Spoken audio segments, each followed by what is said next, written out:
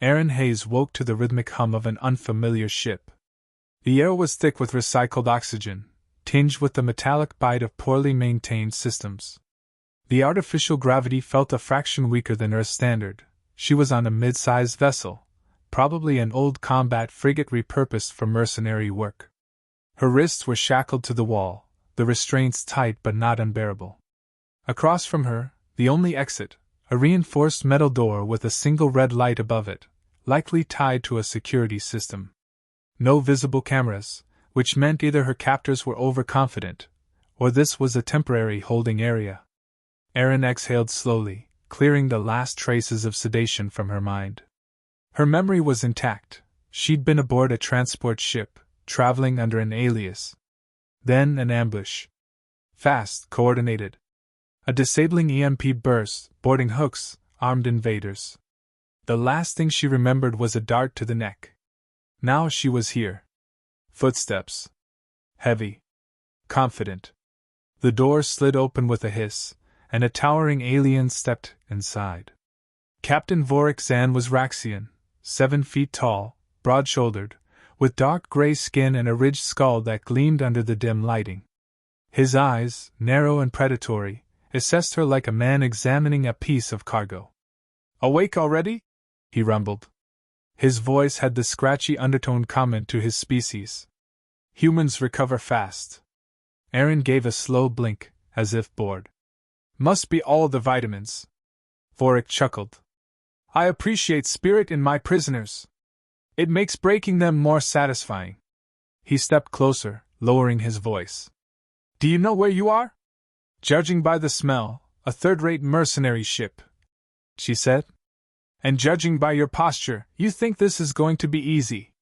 His amusement flickered. Aaron tilted her head. "Let me guess, you think you caught someone important? A diplomat, maybe? A scientist?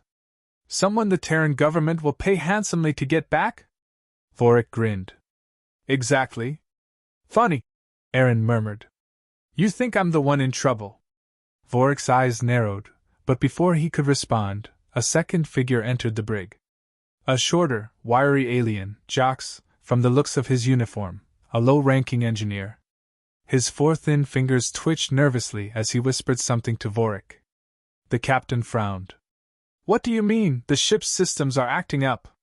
Jox shifted uncomfortably. "Minor malfunctions. Power fluctuations. Could be interference from." "Fix it," Vorik snapped. He turned back to Aaron, his mood slightly soured. "Enjoy your last moments of defiance, human. When the buyer arrives, we'll see how much of that attitude remains." She watched him leave, his heavy boots clanking against the metal floor. Jox hesitated a second longer before following, glancing at Aaron as if expecting some trick. She simply smiled. Observation, analysis, manipulation.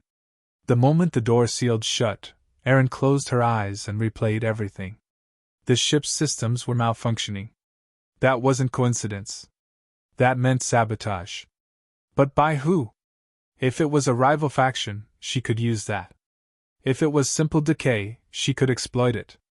Her captors thought they had all the control. They were wrong. Aaron flexed her fingers, testing the cuffs. Standard Raxian make, likely designed for creatures with more brute strength than dexterity. She could pick these if she had the right tools, but not yet. Not until she knew the full layout of the ship. The intercom crackled. Vorik's voice boomed through the brig. "Jox, if I hear one more word about power fluctuations, I'll throw you out the airlock myself." Aaron smirked. That was the weak link. First contact. Hours passed. Then, a quiet shuffle outside her cell. Jox again. The engineer slipped in, fidgeting as he adjusted something on his wrist console. He was young for his species, with deep-set amber eyes that darted around like a cornered animal. Aaron waited until the door shut. Then she spoke. "How long until this ship falls apart?" Jox startled. What? "The power fluctuations," Aaron said. "That's not normal, is it?" He hesitated. "It's minor. Just glitches. Glitches that have Vorik threatening to kill his own engineer?" She leaned forward slightly. Must be pretty bad. Jock swallowed hard. You know, Aaron continued, I heard something interesting once. Raxians never admit when they're scared. It's a cultural thing. They get aggressive instead. Which means your captain isn't just angry, he's nervous. Jox exhaled sharply. Shut up. You ever wonder why a human would be so calm right now? She pressed. Jock stiffened. Aaron smiled. Because I know something you don't. He took a step back. You're bluffing. Am I? She tilted her head. Tell me, Jox, how long do you think your captain would keep you alive if he believed you were the problem? His fingers twitched over his wrist console. Good. She had him thinking. She lowered her voice, making it almost gentle. You're not like them. I can tell. You're smart. Smarter than they give you credit for. Jock swallowed. What do you want? Aaron leaned back. Just information. Harmless, really. Like, where exactly are we headed? Jox hesitated. Then, against his better judgment, he answered. Dead zone. Some abandoned station. Aaron filed that away. And the buyer? Jock shook his head. I don't know. Only Vorik does. Liar. He knew something. But pushing too hard would spook him. She had enough for now. She sat back, letting the silence stretch. Then she smiled. See? That wasn't so hard. Jox exhaled sharply and turned to leave. Before he reached the door, Aaron spoke again. One last thing. He stopped. She smirked. When things start going wrong, and they will, remember that I warned you first. Jock shuddered and left. Phase 1 complete. Aaron rested her head against the wall, exhaling slowly. She had a location. She had a weak link. She had planted the first seeds of doubt. This wasn't a rescue mission anymore. It was a takedown. And it had already begun.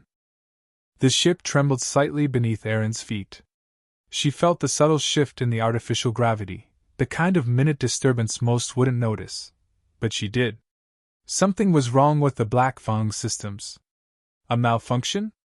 Or the first ripples of the chaos she'd begun to sow? She sat still in the dim brig, wrists still bound, but she wasn't idle. She was listening. The hum of the ship's power core was uneven.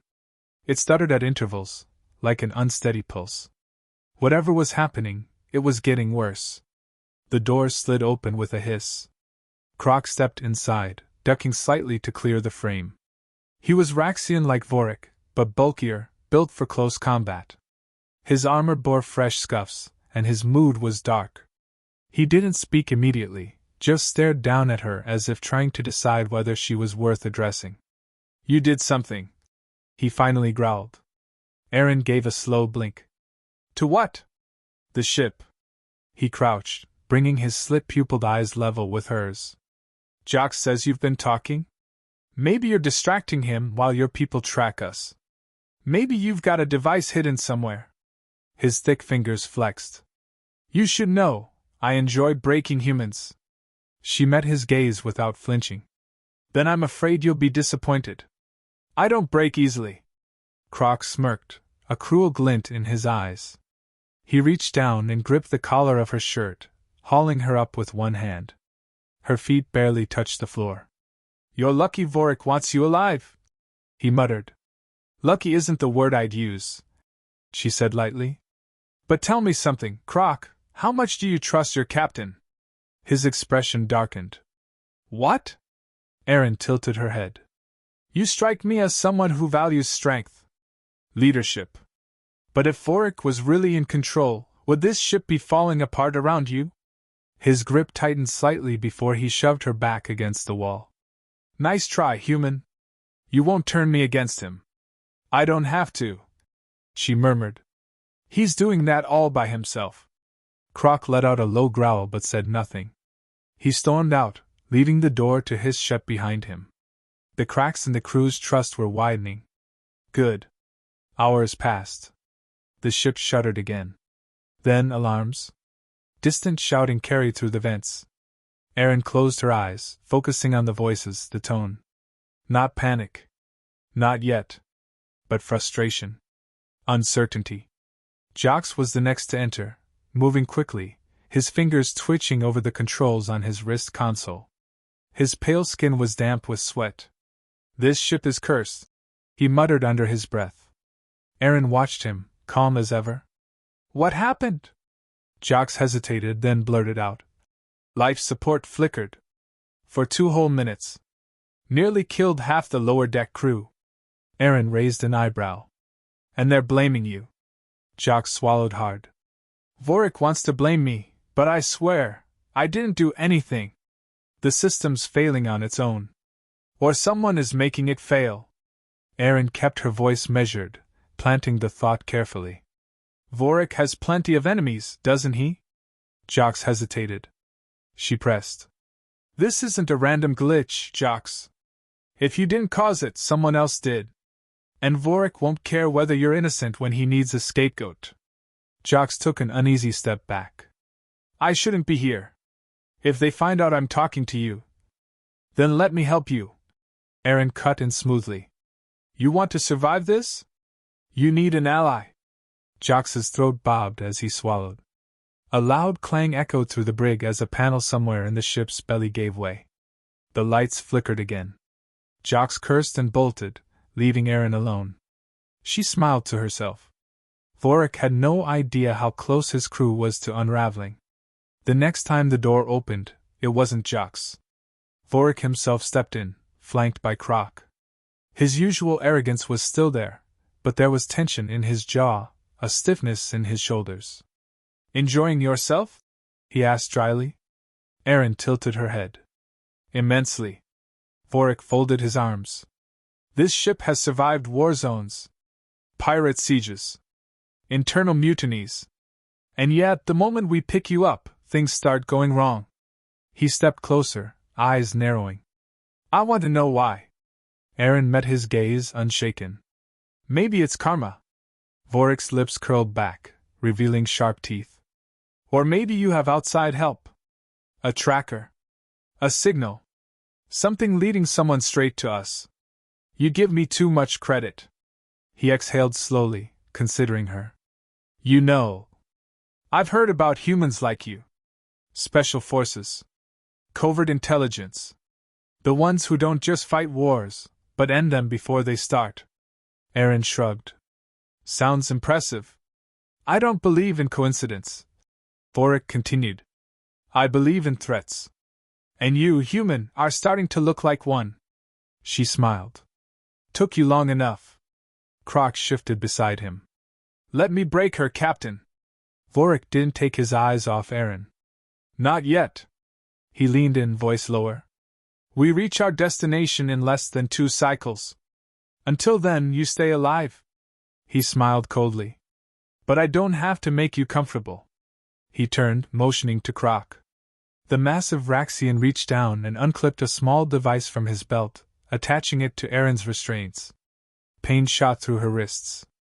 A sharp, burning current, not strong enough to incapacitate, but enough to make every muscle tense. She clenched her teeth, refusing to give them the satisfaction of a reaction. Let's see how long you keep smiling, Vorik murmured. Then they left, the door sealing behind them. Erin let out a slow breath, sweat dampening her brow. They were getting desperate. And desperate men made mistakes. She flexed her fingers, feeling the lingering sting from the shock cuffs. 2 cycles until they reached their buyer. She wouldn't be here when they did. The ship groaned as another power fluctuation pulsed through its systems.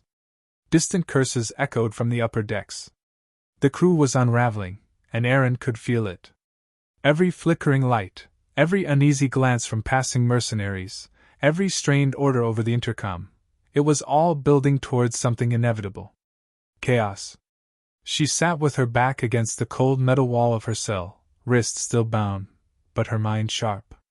The pain from the shock cuffs lingered, but she compartmentalized it, filing it away as something irrelevant. Pain was temporary. Escape was permanent. The brig door slid open, and Jacques slipped inside, his movements quick and anxious. He was sweating again. I can't cover for you anymore, he blurted. Aaron raised an eyebrow. Cover for me? I'm locked to a wall, Jocks. What exactly do you think I've been doing? He wiped his hands on his jumpsuit. Vorek's convinced you're behind this. And now life support is degrading again. Half the crew's wearing rebreathers. His voice dropped to a near whisper. The captain started locking down sections of the ship. He thinks there's sabotage. Smart captain, Aaron murmured. Jocks shot her a sharp look. You are behind this. She didn't answer. She just studied him, watching the panic flicker behind his eyes. How long do you think you'll last once Vorek decides he doesn't need an engineer anymore? His jaw tightened. I'm not stupid. Good, she said. Then listen carefully. I need you to do something for me. Jocks hesitated, then shook his head. No, I can't. You can't, she cut in. And you will. Because if you don't, you'll be the next one spaced when Vorek finally loses control. He swallowed hard, shifting from foot to foot. Unlock my cuffs, Aaron said. Jocks stiffened. Vorek will kill me. He'll kill you anyway. She held his gaze. But if I'm free? If I take care of this before we reach the dead zone? Maybe you live to see another day. His fingers twitched near his wrist console. A distant explosion rattled the ship. Not a direct hit. Internal. Something critical failing. Jocks cursed under his breath. Now or never, Jocks. Aaron's voice was calm, steady. He let out a sharp breath, then tapped a quick sequence on his console. Her cuffs beeped and released, and she flexed her hands, shaking out the stiffness. Smart choice, she murmured. Jocks took a step back, rubbing his temples. What now? No, Aaron said. I make sure Vorek never gets to deliver his package. Jocks's face paled. If he finds out I helped you. He won't, Aaron assured him. Because by the time he realizes what's happening, I'll already be in control. The ship shuddered again, and red emergency lights bathed the brig in an eerie glow. Over the intercom, Vorek's voice barked orders. Contain the fire on deck 4. Security to the bridge. Croc, report now. Jocks flinched. I need to go. Aaron grabbed his wrist, stopping him. One last thing. Where's my gear? He hesitated, then exhaled sharply. Cargo bay. Locked up tight. She smiled. Appreciate it. Then she moved. Jocks bolted in the opposite direction, disappearing into the chaos.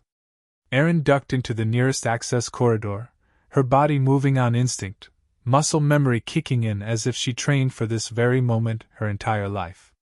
She had no weapons, no armor, but that didn't matter.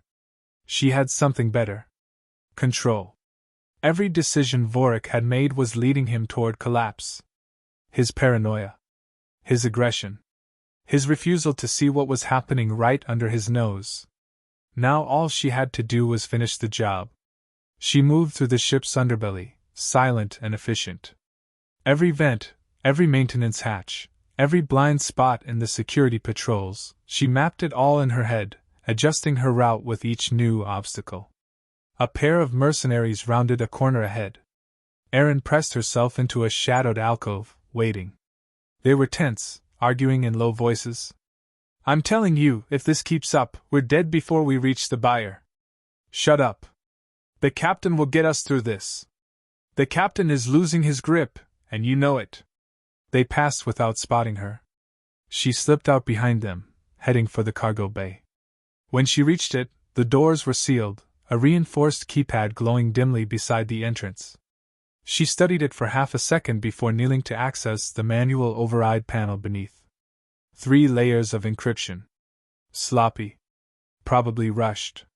She bypassed the first with a simple loop command, then manually rerouted the second using a hard reset protocol comment to older Raxian's security locks. The third was biometric. That was a problem. A shadow loomed behind her. She spun just as a mercenary lunged, a stocky Vorian with thick arms and a shock baton. He swung wide, and she ducked, stepping into his guard before driving an elbow into his throat. He choked, staggered back, and Aaron struck again, a precise blow to the side of his head that sent him sprawling. She exhaled slowly, rolling her shoulders. Should have stayed in the barracks. She grabbed his limp wrist and pressed his palm against the biometric scanner. The lock beeped, and the doors slid open. Inside, crates were stacked in neat rows, the air thick with the scent of metal and fuel. She moved quickly, scanning labels until she found what she needed. Her weapons. Her gear. She suited up in seconds. The moment the familiar weight settled over her, she felt something shift inside her. The last piece falling into place. Vorik thought he was the hunter. He was about to learn otherwise. She activated her wrist comm, quickly accessing the ship's internal systems. Jox hadn't been lying, things were falling apart faster than expected. Life support down to 60%. Engine heat levels spiking.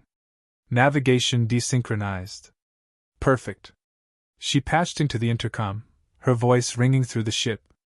Attention, crew of the Black Fong. This is Aaron Hayes. Silence. Then a burst of static as someone, probably Vorik, tried to cut her off. She continued. Your captain has failed you. This ship is dying, and unless you act fast, you'll go down with it. The static cut off. Vorik's voice, low and furious.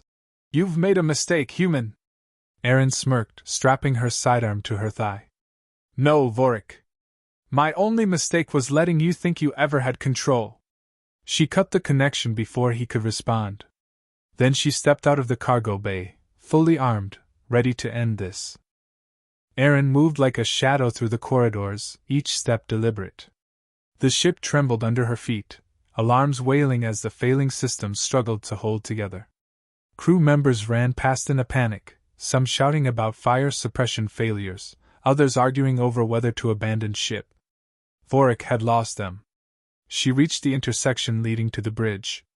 2 guards stood at the entrance, weapons drawn, scanning for threats. Aaron didn't slow. She grabbed a loose pipe from the wall and hurled it down the opposite corridor. It clattered against the metal floor, echoing loudly. Both guards turned. That was all she needed. She was on them in an instant. The first barely had time to register her presence before her elbow crushed his windpipe. He staggered, choking, and she spun to the second, twisting his rifle out of his hands and driving the butt into his temple. He crumpled without a sound. She retrieved their weapons, checking the ammo count. Sufficient. The bridge doors were locked. No time for subtlety. She accessed the panel, overriding security with the code she'd lifted from Jox's console earlier. The doors slid open with a sharp hiss. Inside, the tension was thick. Vorik stood at the center, eyes locked onto the chaotic data streaming across the holodisplays. Croc was beside him, his massive hands gripping the command console as if brute force alone could stabilize the ship. Status? Vorik snapped, not yet noticing her. Engines overheating. A crewman reported. We're venting coolant, but it's not enough. Then dump the excess cargo. Vorik barked. That won't be necessary, Aaron announced. Every head turned. Croc was the first to react, his snarl deep and guttural. Kill her! 2 bridge officers scrambled for their weapons. Too slow. Aaron shot the first in the leg, sending him sprawling with a scream. The second raised his pistol, but she fired first, right into the console beside him. The explosion sent him flying backward. Croc roared, charging. Aaron sidestepped at the last moment, letting his momentum carry him past her. She spun, driving a knee into his exposed side. He grunted but barely faltered, swinging a massive fist toward her. She ducked. His punch slammed into the wall, denting the metal. She fired a quick shot into his knee. He stumbled. That was all she needed. She grabbed the back of his head and drove it into the console with a sickening crunch. He collapsed, unconscious. Vorik was alone now. He didn't reach for a weapon. He simply watched her, expression unreadable. You think you've won? He asked. Aaron tilted her head. I know I have. Vorik exhaled slowly, shaking his head. You don't understand what you've done. You sold me, she said, stepping closer. Like cargo.